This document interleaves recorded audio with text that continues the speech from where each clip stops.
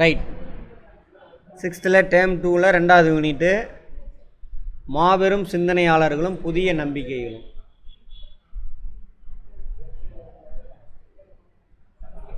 புதிய நம்பிக்கையெல்லாம் சொல்ல முடியாது, இயற்கையாக இருந்ததே அவனுக்கு மாற்றினானுங்க. யார்? வேத காலத்தில் மாற்றி என்ன சொல்கிறானுங்க, சாஸ்திர சம்பிரதாயம் அது இதுன்னு சொல்லிட்டு கடவுள் சொன்னாருங்க அப்படின்னு சொல்லி இவனுங்களாம் ஒரு கட்டுக்கதையை உருவாக்கி எல்லாத்தையும் அடிமையாக்கி வச்சிட்றானுங்க அந்த 1.5% ஆண்கள். எங்கடா அப்படி யாரா சொன்னதுன்னு கேட்டாக்கா, ஏன் இப்படி கஷ்டப்படுறீங்கன்னு கேட்டாக்கா, அதெல்லாம் நீங்கள் போன ஜென்மத்தில் நீங்கள் செஞ்ச பாவம், அதெல்லாம் அவன் அனுபவிச்சாகணும். பிராமணனா பிறந்தா என்ன அர்த்தம், அவன் மட்டும்தான் சொகுசாக வாழ்வான் அப்படின்னு சொல்லி வச்சிட்றானுங்க. அதுக்காக அவனுங்க உருவாக்கின கட்டுக்கதைகள்லாம் எது மூட நம்பிக்கையெல்லாம். ஃபஸ்ட்டு கல்வி மறுப்பு, ஃபஸ்ட்டு ஜாதி வர்ணாசிரம். அவன் தொழில் தான் செய்யணும் அப்படிங்கிறது. திறமையானவனாக இருந்தாலும் அவன் வர்ணத்தை விட்டுட்டு என்ன பண்ணக்கூடாது, வேறு வேலை வந்து செய்யக்கூடாது. அப்போது அந்த பிறவியில் நேற்று கிளாஸ்லேயே பார்த்துருப்போம், அந்த எந்த பிறவியில் எந்த வர்ணத்தில் பிறக்கிறானோ அந்த வர்ணத்துக்கு என்ன வேலை வழங்கப்பட்டிருக்கோ அதை செய்யணும் கரெக்டாக. அதை ப்ராப்பராக செஞ்சினாக்கா உனக்கு வந்து என்ன, அவன் ப்ரொமோஷன் ஆகி அடுத்த மேலே உள்ள வர்ணத்தினுடைய பெண்ணாக பிறப்ப. அப்புறம் அந்த பெண்ணாக அந்த வர்ணத்தில் இருக்கக்கூடிய ஆணுக்கு கரெக்டாக வேலையை செஞ்சீங்க அப்படின்னாக்கா அடுத்து என்ன ஆகும், அடுத்து ப்ரொமோஷன் ஆகி அந்த குலத்தில் நீ என்ன பண்ணுவ, ஆணாக பிறப்ப அந்த வர்ணத்தில். அப்படியே ப்ரொமோஷன் ஆகி அப்புறம் பிராமணனாக பிறந்தினாக்கா அடுத்து நீ மோட்சம் அடையலாம், கடவுள்கிட்ட போய் சேரலாம் அப்படின்னு சொல்கிறானுங்க. அதுக்கு நடுவில் ஏதாவதுனாக்கா நீ என்ன பண்ணணும், நிறைய யாகம்லாம் நடத்தணும், கடவுளை நீ பார்க்கணும், மோட்சம் அடையணுனாக்கா. யாகம் நடத்தினா இப்போ மாதிரி இல்லை, குறைஞ்சது ஒரு பசுமாட்டியாவது வெட்டி போடணும் யாகத்துக்கு. பசுமாடு என்ன ரேட்டு வரும், சரியா? அந்த மாதிரி. அப்போ யாராலையும் யாகம் நடத்த முடியாது, மோட்சம் அடைய முடியாது, கஷ்டப்பட்டுகிட்டே இருக்கணும். அதே பிராமணன் எந்த வேலையும் செய்யக்கூடாது, பிராமணன் வேலை செஞ்சால் முடிஞ்சு போச்சு, அந்த சமூகமே அழிஞ்சு போயிடும். வர்ணாசிரம முறை, ஜாதி கொடுமை. அப்புறம் பெண்ணடிமை. ஆண்களுக்கு அவன் திறமையானவனாக இருந்தாலும் அவன் எந்த வர்ணத்தில் பிறகுறானோ அந்த தொழில் செஞ்சால் போதும். அவனுக்கு அடிமை யார் இருப்பா, அவனோட மனைவி இருப்பா, சரியா? அப்போ எல்லா குலத்துலேயும் எல்லா வர்ணத்துலையும் யார் அடிமை, பெண். இதெல்லாம் அவங்களே சொல்கிறாங்க, பெண் அடிமை. அப்புறம் குழந்தை திருமணம். குழந்தைகள் அதுக்கு என்ன தெரியும், அப்பயே பிடிச்சி கல்யாணம் பண்ணி வச்சிடுறது. பருவம் அடைஞ்சு அப்புறம் அவங்களுக்கு அப்போ தான் ஈர்ப்பு வரும். அப்போ அந்த பெண்ணுக்கு பிடிச்சவனை பார்த்து கல்யாணம் பண்ணி வச்சுருவாங்க, சரியா? ஆமாம், வேறு வழி இல்லை. கல்லானானும் கலவன் புல்லானானும் அப்படி அவன் எப்படி மாட்டினாலும் சரி அவன்கிட்ட அடிமையாக இருந்து தான் ஆகணும். அப்படியே சொல்லி வளர்த்துட்டாங்க. குழந்தை திருமணம். அப்புறம் பலதாரம். ஆண்கள் நிறையா கல்யாணம் பண்ணிக்குவானுங்க. அவன் இந்த அம்மா வீட்டில் விட்டு இவன் ரவுண்டில் இருப்பார் ஜாலியாக, இந்த அம்மா மட்டும் தனியாக படுத்து தூங்கிட்டு இருக்கும்.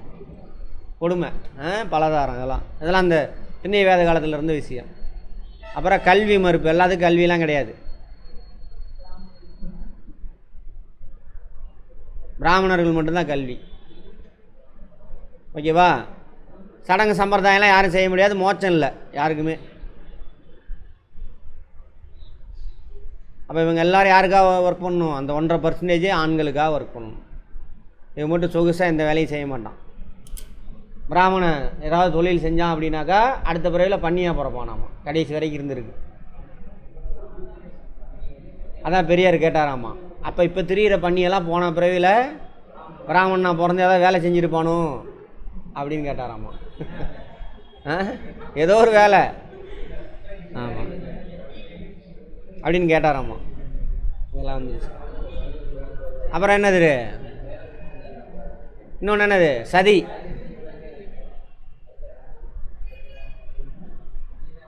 அப்புறம் தீண்டாமை. ஒருத்தன் இன்னொருத்தன் வீட்டு பக்கம் போகக்கூடாது. இன்னும் வட இந்தியா போய் பாருங்க, இன்னும் மாறலை, தமிழ்நாட்டில் தான் மாறிட்டு வருது. அதையும் விட மாட்டேங்கிறானுங்க, திரும்ப வந்து பிடிச்சி இழுக்கிறானுங்க. அந்த பசங்கள்லாம் ஸ்கூல் பசங்கள்லாம் தூண்டி விட்டு சவுத்தில் பார்த்தீங்களா, கீழ் ஜாதிக்கார பையன் நிறையா மார்க் எடுக்கிறான்னு அவனை போய் வீட்டில் பூந்து வெட்டி விட்டானுங்க. அதெல்லாம் தூண்டி விட்டுட்டு இருக்கானுங்க இன்னமும். தீண்டாமை. அப்புறம் தண்டனை கொடுக்குறாங்கன்னு வச்சுக்கோங்க. இப்போ 2 பேர் இருக்கான், ஒரு பிராமணனும் ஒரு சத்திரியனும் இருக்கான். சத்திரியன் ஒரு தப்பு பண்ணிட்டான், அதே தப்பை பிராமணன் பண்ணிட்டான்னு வச்சுக்கோங்க. சத்திரியனுக்கு தலையை எடுத்துட்றான்னு வச்சுக்கோங்க. பிராமணனுக்கு அதான் முடி விட்டுருப்பாங்க, முடி இன்னும் தொங்கிக்கிட்டு இருக்கும் பாருங்க, அதை மட்டும் கட் பண்ணி விட்டு அவருக்கு பொண்ணு பொருள்லாம் கொடுத்து வேறு நாட்டுக்கு போவான்னு துரத்தி விட்டுருவாங்க. அப்படியே எது வரைக்கும் திறந்துச்சு? பொன்னியின் செல்வன் கதை பார்த்தீங்கல்ல, அதுவே ஒரு ஏமாத்து வேலை. இப்படி சோழ மன்னனை கொண்டு விட்டு தான் என்ன ஆயிடுச்சு, அங்கேருந்து துரத்தி விட்ருவாங்க, நாடு கடத்தி விட்ருவாங்க பிராமணர்களை. அங்கேருந்து நாடு கடத்தப்பட்ட பிராமணன் அங்கே போய் கேரளாவில் போய் நம்புதிரியெல்லாம் மாறிடுறானுங்க. அங்கே போய் பண்ண கொடுமையெல்லாம் அதுக்கு மேலே பயங்கரமான கொடுமை. சரி, அது அவனெல்லாம் சொல்ல முடியாது, யார் தப்பு? நீங்கள் கடவுளை நம்புனீங்க, அதை வச்சு அடித்தானுங்க ஆப்பு. சரியா? சரி. ஆ ஆ இதெல்லாம் நடந்துக்கிட்டு இருக்கு. ராஜா என்ன பண்ணணும்? சத்திரியர்கள் அண்ணா ராஜா கடவுளோட ஒரு சிஷியன் மாதிரி இருந்து மக்களை பாதுகாக்கிறது அவனோட வேலை. பட் அவன் எது செஞ்சாலும் யார் சொல்கிற மாதிரி தான் செய்யணும். ஆமாம். அப்புறம் அப்பா நாட்டுக்கு ஆபத்து, உனக்கு ஆபத்து, யாகம் நடத்தினா யாகம் நடத்தணும். யாகனா சும்மா இல்லை, ராஜா யாகம் நடத்தினா 50 மாடு 100 மாடு வெட்டி போடணும். அதில் நெய்யை ஊற்றி ஒரு வெளுன்னு வெளுத்து, அப்புறம் போகிறப்ப தங்கத்தில் யானை சிலை கொடு, குதிரை சிலை கொடுன்னு வாங்கிட்டு போயிடுவாங்க எல்லோரும். அது மாதிரி இதெல்லாம் இருக்குது. அப்போது என்னடா இவ்வளோ பாகுபாடு காட்டுறாங்களே அப்படின்னு சொல்லிட்டு நம்ம இவர் மாதிரி பெரியார் மாதிரி வச்சுக்கோங்க, நம்ம காலத்தை சேர்ந்தவர். அவர் சத்திரியர் தானே, ஜமீன்தார் தானே. அவர் அப்படி தான் இதே மாதிரி அப்பயே வச்சுட்டான். 2000 வருஷத்துக்கு முன்னாடி, 2500 வருஷம் இன்னையிலேருந்து. புத்தர் மகாவீரர், அதுக்கு முன்னாடி மகாவீரருக்கு முன்னாடி 23 திருத்தங்காரர் இருப்பாங்க. இவர் 24வது ஆள். இது மாதிரி நிறையா சத்திரிய குடியில் பிறந்தவங்க, நிறையா சின்ன சின்ன ஊர்லாம் ஒரு நாடு. அந்த பசங்களாம் கேட்குறானுங்க, என்ன ஏன் இப்படி அப்படின்னு கேட்குறப்ப, எல்லாம் போன ஜென்மத்தில் நீங்கள் செஞ்ச விதிங்க, பாவங்க, நல்லது நடந்தாக்க போன ஜென்மத்தில் கிடைச்ச நல்லது புண்ணியம் அப்படின்னு சொல்லுவாங்க. அதை வச்சு தான் ஏமாற்றிட்டு இருக்கானுங்க. நான் போன ஜென்மத்தில் நல்லா புண்ணியம் செஞ்சதுனால தான் நான் நல்லா இருக்கேன், நீ போன ஜென்மத்தில் பாவம் செஞ்சுருக்க, கஷ்டப்படுற, நீ பட்டு தான் ஆகணும், அப்போ தான் அடுத்த பிறவியில் ப்ரொமோஷன் ஆகி உயர்குடியில் பிறப்ப அப்படின்னு கதையை விட்றானுங்க. இதெல்லாம் யாரா கணக்கு வச்சுருக்கான்னு கேட்குறப்ப, அங்கே ஒருத்தன் இருந்தானே, அங்கே ஒருத்தன் யார் சித்திரகுப்தனா யமதர்மன், அவனுக்கு கீழே கணக்கில் சித்திரகுப்தன் ஒருத்தர் கதையாக விட்றது, விட்டு அடிக்கிறது, உட்காந்து கதையை கேட்டுட்டு ஓடிடுறது. சித்திரகுப்தன் தானே அப்படி கதையாக விட்றது. சரி, கடவுளை பார்க்கணும் எங்கெங்க அப்படிங்கிறப்ப போய் தவம் இருங்க அப்படின்றானுங்க. அப்படி நிறைய பேர் போய் காட்டுக்குள்ளே தவம் இருக்கிறானுங்க, தலையெல்லாம் தொங்குறானுங்க. அங்கே குளிர் வேறு, வட இந்தியாவில் தண்ணியில் நின்றுக்கிட்டு ஜலசம்மதியா, ஆமாம், இது யாகம் நடத்துகிறான், அதை நடத்துகிறான், இது நடத்துகிறான், நெருப்பை சுற்றிலும் பற்ற வச்சுக்கிட்டு உட்காந்துக்கிறான். பழைய படம்லாம் பார்த்துருப்பீங்க. ஒரு சிலர் அப்படியே செத்து போனவங்களாம் இருக்கிறான். இவங்க 2 பேரும் கொஞ்சம் உஷாராகிட்டாங்க. யார்? மகாவீரரும் புத்தரும் உஷாராகிட்டு, இவனுக்கு சொல்கிறதெல்லாம் பொய்யிடா, கடவுள் இல்லை, ஒரு ஆணி இல்லை, சரியா, போன ஜென்மத்தோட புண்ணியம் அதெல்லாம் எதுவுமே கிடையாது அப்படின்னு கண்டுபிடிச்சிட்டாங்க. ஆமாம் தானே? போன பிறவியில் பிறந்தேன், இந்த பிறவியில் பிறக்கிறான்னா என்ன இருக்கணும்? 1650 வரைக்கும் 50 கோடி பேர் இருந்தாங்க. இன்றைக்கி வரைக்கும் ஒரு வேளை தப்பு செஞ்சு மோட்சம் அடையாமல் பிறந்திருந்தாலே 50 கோடி பேர் தான் இருந்திருக்கணும். இன்றைக்கி எத்தனை கோடி பேர் இருக்கும்? அதேமாரி அவன் சொல்கிற மாதிரி என்ன ஆகுது, தொடர்ந்து நான் என் புண்ணியத்தை கரெக்டாக செஞ்சுக்கிட்டே வரேன், தர்மத்தை, என் வர்ணத்துக்கு கொடுத்த தர்மத்தை நான் செஞ்சுக்கிட்டு, தர்மம்னா என்ன அர்த்தம்? அந்த எந்த தொழில் சொல்லுதோ அதை நான் செய்யணும், அதுதான் தர்மம், வேறு ஒன்றும் கிடையாது. அப்போ செஞ்சுட்டே வந்திருந்தா என்ன ஆயிரும்? 50 கோடி பேர் மோட்சம் அடைஞ்சால் கடவுள்கிட்ட போய் சேர்ந்துருவோம், அடுத்த பிறவிக்கு வரமாட்டோம். அதுதான் கான்செப்ட் மோட்சம்னா. அப்போ எல்லாத்துக்கும் மோட்சம் கிடச்சிருக்குமா இல்லையா? இந்நேரம் பூமியில் மனுஷன் இருப்பானா இல்லையா? அந்தளவுக்கு அவங்க யோசிச்சாங்களா இல்லைன்னு தெரில, இப்போ யோசிக்க தோணுது நமக்கு. அதை அப்பயே கண்டுபிடிச்சிட்டாங்க. தேவனுக்கு ஏமாத்துறானுங்க. அப்போ எல்லோரும் சந்தோஷமாக வாழ்கிறதுக்கு என்னடா வழி அப்படின்னு யோசிக்கும் பொழுது, ஒருத்தன் அன்பு காட்டினோம்னா சந்தோஷமாக இருக்கலாம் அப்படின்னு அவங்க முடிவு பண்ணிட்டாங்க. யார்? புத்தரும் மகாவீரர். அவங்களாம் மகாவீரருக்கு முன்னாடி 23 பேர் இருப்பாங்க, குருமார்கள். 24வது தான் இவர் மகாவீரர். அதே புத்தர் அவர் 1 மேன் ஆர்மி. இவரையும் அவங்க மச்சானுங்கள்லாம் விட்டு கொல்ல பார்ப்பானுங்க. நம்மளுக்கு எதிராக எப்படி இங்கே இவரை கொண்டானுங்கள்ல போதி தர்மனியா, அவர் யாருங்க 24 hours சாப்பாடு போட்டவர் வள்ளலார். ஆமாம், அவரை எப்படி கொண்டானுங்க. அது மாதிரி கொள்றதுக்கு அப்போயே 2000 வருஷத்துக்கு ட்ரை பண்ணியிருக்கானுங்க. அவங்களாம் தப்பிச்சிட்டாங்க, எப்படி தப்பிச்சாங்கன்னு தெரில. இவரை வச்சு குடிசையில் வச்சு கொளுத்தி விட்டானுங்க வள்ளலார். எல்லாம் இவங்களை ஏற்று பேசினதான், ஏற்றுனா உண்மையை சொன்னாங்க மக்களுக்கு, தாயா வாழ்க்கை அவனுக்கு ஏமாத்துறானுங்க அப்படின்னு. தப்பிச்சிடுவாங்க. தப்பிச்சு எல்லா மக்களுக்கும் அறிவுரை கொடுக்குறாங்க. அப்புறம் நிறையா சீடர்களை உருவாக்கி உலகம் ஃபுல்லாக அனுப்புகிறாங்க 2 பேரும். இதில் பார்த்தீங்கன்னா மெயினான கான்செப்ட் இவங்களுக்கு என்னது, எல்லா உயிரினத்தையும் அன்பு காட்டுங்க. கடவுள் கிடையாது, ஆனால் இங்கே திரிச்சு எழுதியிருக்கானுங்க. கான்செப்டே கடவுள் கிடையாது.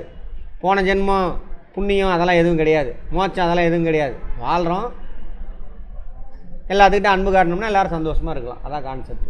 அதேமாதிரி எல்லோரும் சமம், அந்த பாகுபாடு இதெல்லாம் எதுவுமே கிடையாது. ஜாதி குடும்பம் கிடையாது. திறமை அடிப்படையில் நீ அவன் உனக்கு பிடிச்ச வேலையை செஞ்சுக்கோ, சாப்பிடு, நிம்மதியாக இருக்குது. பெண் அடிமை கிடையாது. பெண்களும் மோட்சம் அடையலாம். பெண்கள் என்ன பண்ணலாம், தியானம் பண்ணலாம். எல்லாமே தியானங்கிற கான்செப்ட் இங்கே புத்தர்கிட்ட இருந்து தான் வரும். அங்கேருந்து காப்பி அடிச்சுக்கிட்டாங்க. சரியா? இது எல்லாமே அவர் எல்லாத்திட்டையும் அன்பு காட்டுங்க. அப்புறம் ஒரு சில 3 பேருண்மையை சொல்லுவார் புத்தர். என்னென்னு பார்ப்போம். அந்த பேருண்மையை அடைகிறதுக்கு அறநெறி ஒரு 5 என்னமோ சொல்லுவார். அதேமாதிரி இவரு கொஞ்சம் சொல்லுவார். அதில் முக்கியமானது 2 பேர் சொல்கிறது என்ன சார்னா, அன்பு ஒன்று, இன்னொன்று வந்து நல்ல அறிவு. அறிவுனா அர்த்தம், நான் தெரிஞ்சு வச்சுருக்கலாம் அறிவு தான், அது நல்லதாக கெட்டதான்னு பார்த்து எடுத்துக்கணும். ஏன்னா இவனுக்கு சொல்கிறானுங்கள்ல, இந்த போன ஜென்மத்தில் பிறந்த பாவம், பெண் அடிமையாக தான் இருக்கணும், திருமணம் பண்ணிக்கணும், இதெல்லாம் அறிவு தான். அடுத்தவன் சொல்லி கொடுத்தது நல்ல விஷயமா கெட்ட விஷயமா? நல்லது. அதெல்லாம் பெண்ணுக்கு சொத்தில் பங்கு கிடையாது, எவனும் கல்வி கற்கக்கூடாது, அவன் குலத்தொழில் அவன் செய்யணும், ஒருத்தனுக்கு கீழே இன்னொருத்தன் அடிமை, இதெல்லாம் நல்ல அறிவா? இல்லை. அது சொல்லுவாங்க 2 பேரும். இதெல்லாம் கேட்டாக்க மனுஸ்மிருதி சொல்லிச்சு, நாரத ஸ்மிருதி சொல்லிச்சுன்னு கதை விட்டுருப்பானுங்க. அதெல்லாம் டுபா குர்ரா அப்படின்னு என்ன பண்ணுறாங்க 2 பேரும் சொல்லியிருப்பாங்க. அப்புறம் இந்த புத்த மதம் சமண மதம் காலத்தில் தான் சொல்லியிருப்போம். வட இந்தியாவில் என்ன இருக்கும், நிறையா மகாஜன பதங்கள் இருக்கும். அதிலெல்லாம் சத்திரிய எல்லாருமே ராஜாவாக மாறுவாங்க. நாடெல்லாம் அப்படியே பெருசாகி 16 மகாஜன பதங்கள் பெருசு ஒன்றாகி பெரிய நாடாக ஃபார்ம் ஆகும். யார் காலத்தில்? அசோகர் காலத்தில் பெருசாக மாறும் அப்படின்னு பார்த்துருப்போம். அந்த ராஜாக்கள்லாம் ஒவ்வொருத்தங்களும் என்ன பண்ணுவாங்க, புத்த மதத்துக்கு சப்போர்ட் பண்ணுவாங்க. ஒரு சில ராஜாக்கள் சமண மதத்துக்கு சப்போர்ட் பண்ணுவாங்க. சப்போர்ட் பண்ணுறதுனா பணம் கொடுப்பாங்க. இவங்க துறவிகள் தானே, துறவரம் போடுறது இதெல்லாமே இவங்கள்ட்ட இருந்து கற்றுக்கிட்டது தான் புத்தர் மகாவீரர்.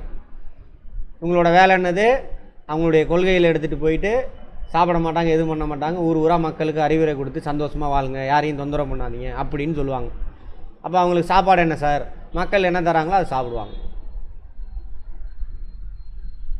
இவங்க விவசாயம் எதுவும் பண்ண மாட்டாங்க. அப்போ தங்குறதுக்கு இடம் குகை அங்கே போய் தங்கிக்குவாங்க. ஏன்னா அங்கே தான் என்ன இருக்காது, பகலில் வெயில் அதிகமாக இருக்காது, நைட்டில் குளிர் அதிகமாக இருக்குது, அதனால் அங்கே இருப்பாங்க. அப்புறம் என்னாச்சு, இந்த ராஜாக்களே அந்த குகையெல்லாம் சும்மா தானே உட்காந்துருக்காங்க, அதெல்லாம் செதுக்கி கொடுத்து குடைவரை கோயிலாக மாற்றி விட்டானுங்க. அந்த தங்குற இடம் அதான் குடைவரை கோயில்ன்ட்டானுங்க நம்ம ஆளுங்க. அப்புறம் அதை குடைவரை கோயிலுக்கு போய் தனியாக அங்கேருந்து பாறையை வெட்டிட்டு வந்து இன்னொரு இடத்துல கட்டுறது கட்டுமான கோயில். இதெல்லாம் இப்படி தான் டெவலப் ஆச்சு. சரியா? கேளுங்க. வெள்ளை கலரா? வீர சைவர்களாக ஏதோ சொல்லுவாங்க அவங்க. இது லிங்காயத்துக்கள்னு சொல்லுவாங்க அவங்க. அது அவங்க ஒன்று பார்த்து எல்லாமே இது மாதிரி மூட பழக்க வழக்கம் தான். சரியா? அவன் தானே இவ்வளோ அறிவு வளர்ந்துருச்சு, விஞ்ஞானம் வளர்ந்து. அறிவுனா என்ன அர்த்தம், இவ்வளோ விஷயம் கண்டுபிடிச்சிட்டான். ஏன்டா நோய் வருது, ஏன் சாவறான். நம்ம கொஞ்சம் இறங்கி கீழே இருக்கோம், கொஞ்சம் மேலே இருக்கிறான், அவ்வளோதான். அரமெண்டல் முட்டாள். அதை வச்சு தான் அவங்கள பிரிச்சாளிட்டு இருக்காங்க. பணக்காரனுக்கு பாருங்கள் எதுவுமே இருக்காது, ஜாதி இல்லை மதம் இல்லை, அவன் பாட்டில் போயிட்டே இருப்பான். பணம் இருக்கிறவனுக்கு, இல்லாதவனை உங்களை தான் ஓட்டு பொறுக்கிறதுக்காக அதுக்காக வந்து பிரித்து விட்டுட்டு சேட்டை பண்ணுவானுங்க. சரி, அப்போ இந்த ராஜாக்கள்லாம் அவங்களுக்கு ஸ்பான்சர் பண்ணுவாங்க. அதில் ஒரு சில ராஜாக்கள் என்ன பண்ணுவாங்க, ஸ்பான்சர் பண்ணி வேறு தேசத்துக்கெலாம் அனுப்பிவிடுவாங்க. அந்த முனிவரெலாம் எல்லா தேசத்துக்கு போய் பரப்புவாங்க. இப்போ பார்த்தீங்கன்னா புத்த மதம் ஆசிய கண்டம் முழுவதும் இருக்குது. ஜப்பான்லேருந்து, கொரியாவிலேருந்து, சீனா, தென்கிழக்கு ஆசிய நாடுகள் எல்லாத்துலேயுமே புத்த மதம் இருக்கும், ஃபுல்லாக பரவி இருக்கும். ஏன்னா புத்த மதம் கொஞ்சம் சாஃப்ட் நேச்சர், எல்லா உயிர்ட்டையும் அன்பு காட்டுமாங்க. மாடெல்லாம் வெட்டி சாப்பிடாதான் பாரு, செத்துச்சுன்னா சாப்பிடு, ஏன்னா ஒரு உயிரோட சாவலை தான் இன்னொரு உயிரோட வாழ்வு அப்படிம்பார் யார்? புத்தர். அப்போ பழம் கூட பறித்து சாப்பிடாத, பழம் அதுவாக கீழே விழுந்தால் என்ன பண்ணு, எடுத்து சாப்பிட்டுட்டு கொட்டையை போட்டு போ அப்படிம்பார். இந்த மகாவீரர் குரூப்பு சுத்தமாக எதுவுமே சாப்பிடாத, விவசாயம் பண்ணாத, விவசாயம் பண்ணான்னா அது மண்புழு இதெல்லாம் செத்து போகுது, அதுலேருந்து வர சாப்பாடை சாப்பிடாத. அங்கே தான் உண்ணாவிரதம் கான்செப்ட், அங்கே தான். அதை பிடிச்சிட்டு வந்து சாப்பிடாமல் இருந்தால் உடம்பு அப்படி இருக்கும், என்ஜின் சரியாயிடும், வயிறு என்ஜின் தானே, வீட்டில் உள்ள ஃபேக்ட்ரியில் உள்ள என்ஜினுக்கு ரெஸ்ட் விட்றோம்ல, அதுமாதிரி இதுக்கு ரெஸ்ட் விடுங்கன்னு கதை விட்டானுங்க. உண்ணாவிரதம் கான்செப்ட் சாப்பிடவே சாப்பிடாதன்றார் அவர். அதான் உண்ணாவிரதம். ஏன்? மண்புழு மைக்ரோப்ஸ்லாம் செத்து விவசாயம் செய்யும் பொழுது வளருது. அப்போ அது வந்து என்னது? அகிம்சை, அது பண்ணாத அப்படிங்கிறாரு. சாப்பிடவே சாப்பிடாதங்கிறாரு. சாப்பிடாமல் எவ்வளோ இருக்கிறோமோ அவ்வளோ நல்லது. அப்போ உடம்புல உள்ள செல்லாம் செத்து போயிடும். அவர் இருந்த நாலேஜுக்கு சொல்கிறாரு. உண்ணாவிரதம் இருந்தால் சாவாங்க நிறைய பேர். அதனால் ட்ரெஸ்ஸு போடாதம்பாங்க. அமன சாமியார்லாம் இருக்காங்கள்ல, மகாவீரர் குரூப்பு தான் அவங்க. ட்ரெஸ் போட மாட்டாங்க அமன சாமியார்கள். அதில் அப்புறம் 2 பிரியும், 2 3 பிரியும், அந்த மாதிரி போகும். ஒரு சிலர் மட்டும் ட்ரெஸ் போட்டுவாங்க, வெள்ளை கலர் ட்ரெஸ், ஸ்வேதாம்பரர் அப்படிம்பாங்க. திகம்பரருங்கிறது அப்படியே மகாவீரர் பின்பற்ற. மகாவீரர் சிற கூட நேற்று பார்த்தோம்ல, சரவண பலகுலா பாருங்கள், ட்ரெஸ் இல்லாமல் தான் இருப்பார். அதேமாதிரி வட இந்தியாவிலேருந்து வருவாங்க. இந்த சமண மதத்தை பின்பற்றுறவங்க இங்கிலீஷில் ஜெயின் அப்படிம்பாங்க, ஜெயினிசம், ஜெயின்ஸ். இவங்க தான் யார்? சேட்டு. நேற்றே சொல்லியிருப்பேன். சேட்டுன்னு சொல்கிறீங்களா? வட இந்தியாவில் வரேன் எல்லாத்தையும் ஹிந்திக்காரன் பூரா சேட்டு. ஹிந்திக்காரன் இல்லையா, அவன் வேறு மொழி, வட இந்தியாவிலும் புரியாத மொழி பேசுனா சேட்டுன்றது நம்ம ஆளுங்க. சரியா? ராஜஸ்தானி, குஜராத்திக்காரனுங்க, அது அவங்க தான் சேட்டாக இருப்பாங்க. அவங்க தான் சமண மதத்தை பின்பற்றுறவங்க. சைவம் தான், அசைவம் சாப்பிட மாட்டாங்க. ஏன்னா அவங்களுடைய மதம் அதான் சொல்லுது. அதே மாதிரி அவனுடைய தொழில் விவசாயம் செய்ய மாட்டான், வியாபாரம், வாங்கி விற்கிறது, அப்புறம் கந்து வெட்டி கொடுக்குறது. ஏன்னா அவங்க மதம் விவசாயம் செய்யாதுன்னு சொல்லுது. அதான், வேறு ஒன்றும் கிடையாது. அவன் இந்துக்கள் கிடையாது, அவன் வேறு மதம். அப்போ ரொம்ப இவங்க தீவிரமாக இருந்ததுனால என்ன சார் ஆச்சுனாக்கா, இந்த சமண மதம் உலகம் ஃபுல்லாக பரவலை. இப்போ பார்த்தீங்க சமண மதம் எங்கே சார் இருக்குன்னா, இந்த ராஜஸ்தான், குஜராத், கொஞ்சம் அப்படியே லைட்டாக மத்திய பிரதேஷ், இங்கே தான் அதிகமாக இருப்பாங்க. அதை விட்டிங்கன்னா அங்கேருந்து வந்தவன் இங்கே இருப்பான், அப்புறம் கர்நாடகாவில் கொஞ்சம் இருப்பாங்க. வேறு எங்கேயும் பரவலை. சாப்பிடாதன்னு சொன்னாங்க, அவனை அதை கேட்பானா? ட்ரெஸ் போடாத, குளிர் வேறு, ட்ரெஸ் போடாமல் இருந்தால் எப்படி இருப்பான்? சாப்பிடாதன்றான். அதனால் அவங்கள பின்பற்றவங்க கம்மி. கொஞ்சம் சாஃப்ட் நேச்சராக இருந்த புத்த மதம் என்ன ஆகுது? உலகம் ஃபுல்லாக பரவுது. அந்த காலகட்டம் மட்டும் இல்லை, பின்னாடி காலப்போக்கில். அப்புறம் இவங்க ஒரு 500 வருஷம் இவங்களுக்கு ராஜாவோட சப்போர்ட்லாம் கிடைக்கும். அந்த பிராமணிசம் இருக்கு இல்லையா, அதை அழிஞ்சு கொஞ்சம் மக்கள் சந்தோஷமாக வாழ்வாங்க. அப்போ திரும்ப அவனுங்க விட மாட்டானுங்க. இந்த மக்கள் எதடா பார்த்து மயங்குறானுங்கன்னு பார்த்து இவனுங்க புத்த மத சமண மதத்தில் இருக்கக்கூடிய நல்ல விஷயத்தெல்லாம் திருடிக்குவானுங்க. திருடிக்கிட்டு மக்களை போய் அப்ரோச் பண்ண மாட்டான். நேராக ராஜாவை போயிட்டு, பாரு நான் எவ்வளோ வித்தையெல்லாம் காட்டுறேன் பாரு, கடவுள்கிட்ட நான் டேரெக்டாக பேசுவேன் அப்படின்னு அந்த ராஜாவை கரெக்ட் பண்ணி அங்கே போய் உட்காந்துருவான். இந்த புத்த மத சமண மத துறையெல்லாம் அடித்து துரத்திடுவானுங்க, அல்லது கழுவேற்றி கொண்டுருவாங்க. மரத்தை ஒன்று பென்சில் மாதிரி சீவி வெட்டி வச்சு அதில் தூக்கி உட்கார வச்சுருவானுங்க. இல்லைனா அடித்து துரத்துவாங்க, ராஜா விட்டு அடித்து துரத்துவாங்க. 6ஆம் நூற்றாண்டில் திரும்ப அவங்க இடத்தெல்லாம் இவங்க பிடிச்சிக்குவாங்க. யார்? அப்போ நடுவில் ஒரு கொஞ்ச காலம் மக்கள் சந்தோஷமாக வாழ்ந்துருப்பாங்க. திரும்ப வந்து பிடிச்சி கடவுள் பேரை சொல்லி, சாஸ்திரம், சம்பிரதாயம், ராம கிருஷ்ணன், லொட்டு லொசுக்குன்னு சொல்லி, மனுஸ்மிருதி, அந்த ஸ்மிருதின்னு சொல்லி திரும்ப பழைய முறையெல்லாம் வந்துடும். இதெல்லாமே ஜாதி கொடுமை, பெண்ணடிமை, இதெல்லாமே கல்வி மறுப்பு, எல்லாமே கிபி 300 இந்த குப்தர்கள் காலத்தில் தான் தலை தூக்குவாங்க பிராமணர்கள். மீண்டும் அவங்களுக்கு சப்போர்ட் கிடைக்கும். அது மட்டும் இல்லை, புத்த மதத்துக்குள்ளே பூந்துருவானுங்க.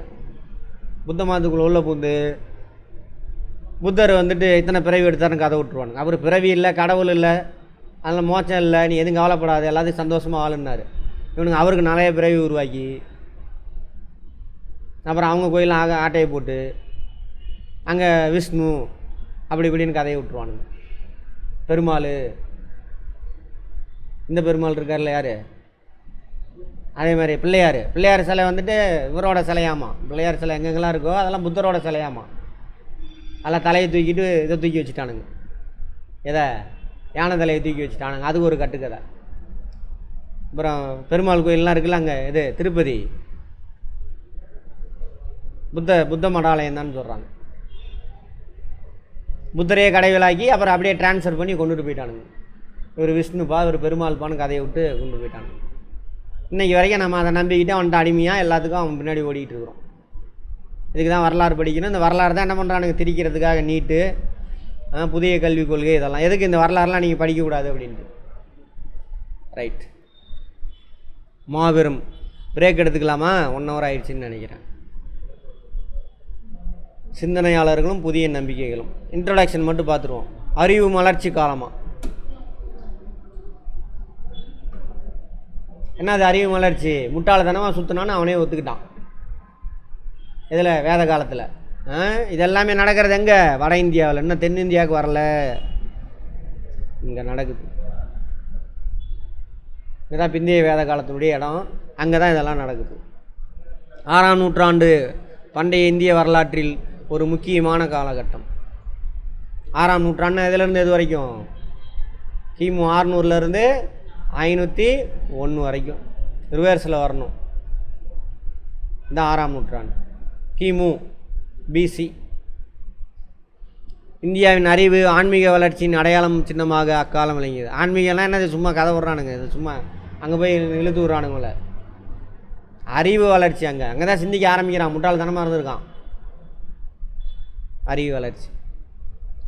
வரலாற்று அறிஞர் வில் டுராண்ட் இக்காலத்தை நட்சத்திரங்களின் மலை அப்படிங்கிறார். ஏன் நான் சொன்னேன் இல்லையா, புத்தர் மகாவீரமாக நிறைய பேர் இருப்பாங்க சாமியார். மக்கள்கிட்ட போயிட்டு உனக்கு ஏமாத்துறானுங்க, எல்லாம் பண்ணுறானுங்க, அதெல்லாம் பொய் எல்லாத்தையும் சொல்லுவாங்க. அதனால தான் அவர் அப்படி சொல்கிறார். வில் டுராண்டுங்கிறது இவர் இந்த காலத்தை சேர்ந்த ஒரு அறிவியல் வரலாற்று ஆராய்ச்சியாளர். அவர் தான் இந்த மாதிரி நிறையா புத்தர் மகாவீரர் மாதிரி ஏகப்பட்ட துறவிகள் இருந்திருக்காங்க. மக்களுக்கு அறிவுரை கொடுத்து இந்த பிராமண பீடியிலேருந்து மக்கள் எழுதிட்டு வந்திருக்காங்க அப்படின்னு சொல்கிறாங்க. சான்று. அங்கங்கள் பூர்வங்கள் அப்படின்னு இருக்கு. இது ரெண்டும் சமண மதத்தினுடைய புனித நூல்கள். அங்கங்கள் பூர்வங்கள் சமண மத நூல்கள். அதிலிருந்து எவிடன்ஸ் கிடைக்கிது. திரிபீடகா, ஜடகாஸ், ஜாதக கடை இங்கிலீஷில் ஜடகாஸ்ன்னு சொல்லுவாங்க. இதெல்லாம் பௌத்த மதத்தினுடைய நூல்கள். ஜடகாஸ், திரிபீடகா, சுத்த பீடகா, வினய பீடகா, அபிதம பீடகா அப்படின்னு வரும். சுத்த பீடகா, வினய பீடகா, சுத்த பீடகா, வினய பீடகா,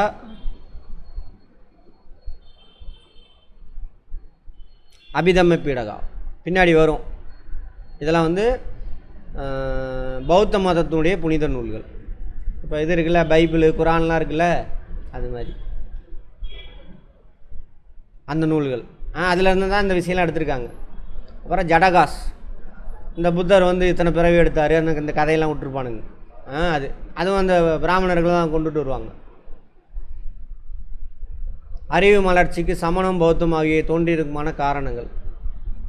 அறிவு மலர்ச்சி, அறிவு மலர்ச்சி, புதிய அறிவு மலர்ச்சி ஏற்பட்டதற்கு பல காரணங்கள் உள்ளன. ஏற்கனவே இருந்த சமயத்தின் பெயரால் செயல்படுத்தப்பட்ட சுரண்டல் முறைகள். அப்படி மறைமுகமாக சொல்லிட்டான். அதுக்கு முன்னாடி சமயம்லாம் கிடையாது, இவனுங்க தான் இருந்தானுங்க. அங்கங்கே ஊருக்கு போவானுங்க, ராஜா கரெக்ட் பண்ணுவானுங்க, எல்லாத்தையும் அடிமையாக்கிடுவானுங்க. கடவுள் சொன்னாடா ஜி பூ பா அப்படின்ட்டு.